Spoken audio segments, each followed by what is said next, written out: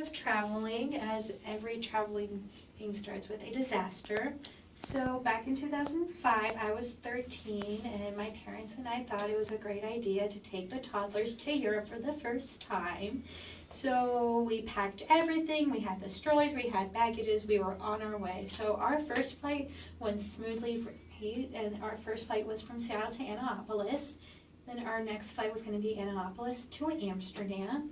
And that flight is a little longer because you're flying through the Atlantic. But even though we left Annapolis on time, we thought we were also going to be on time in Amsterdam, but something happened within the engine that we got to Amsterdam very late. So we realized that once we get off the plane, we're going to have to book it from the U.S. terminal to the European terminal with the toddlers, strollers, and packages. So we did that. When we got to our gate, there was a nice man standing, and he seemed like he was waiting for us. He had that nice smile, but that smile was a trap. He decided he was not going to let my parents fly on their flight from Amsterdam to Warsaw. No, he was going to find a way to make us stay in Amsterdam for another 6 hours.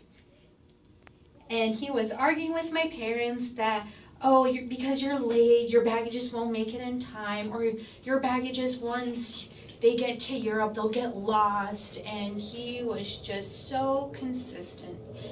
At some point of the fight, my mom looked at him and looked at us, and she gave the words, "Listen, buddy, we just spent 12 hours flying. Do you want to take care of toddlers for the next 6 hours? I don't think so. So here's the deal. Either you call your supervisor to get this mess up, clean this mess up, or you're going to let us on." He eventually backed away and he let us on. Flash forward to my actual trip to Europe as well.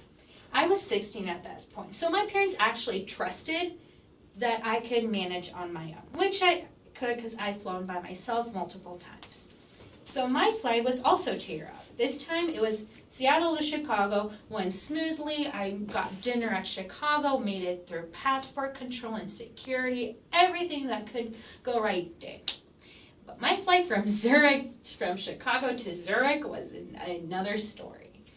The passenger right next to me decided that she needed to calm down. And she was going to have one drink, and then another one, and then another one. At some point, she had 5.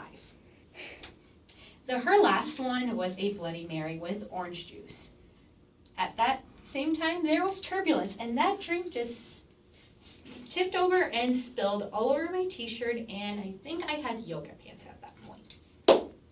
That was not the best flight, especially since I had 75 minutes until we were landing, and at that point we were not allowed to get up and change our clothes, so I thought I will just wait it out till we get to Zurich. But I also realized my ticket said that my flight, once I landed in Zurich, I have 75 minutes to get through passport controls and through security. So once we landed in Zurich, I took all my things and I booked it from the U.S. terminal through the European terminal, got to my flight, I got on, and I gave my ticket, and then I'm looking throughout the plane in my area where I could put my baggage, and it turned out there was no compartments that had any extra space. So I told the flight attendant, she spoke with me calmly, she was very concerned about this, so she said that she'll take good care of my pilot case, and she took it to the pilot's cabinet. Little did I realized before she took it that it had my clothes, so I didn't have enough time to get it out.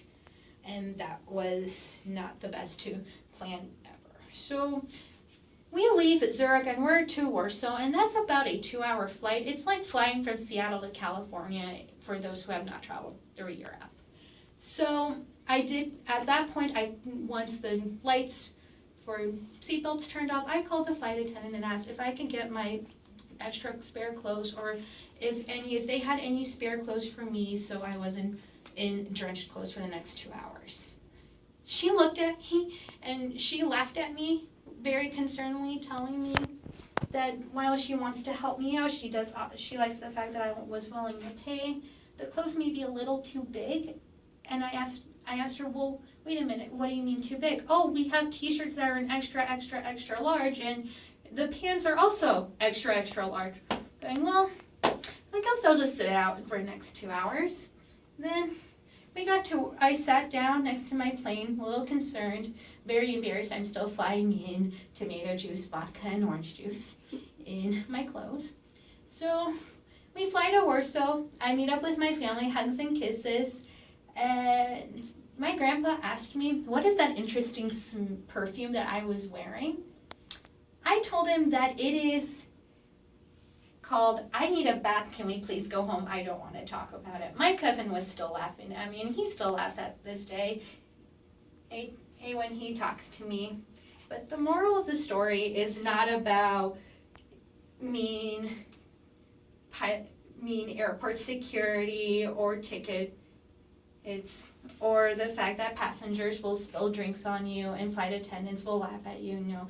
The moral of the story is, even if you have a plan A that you think will go perfectly, make sure you have a plan B or C when things do happen.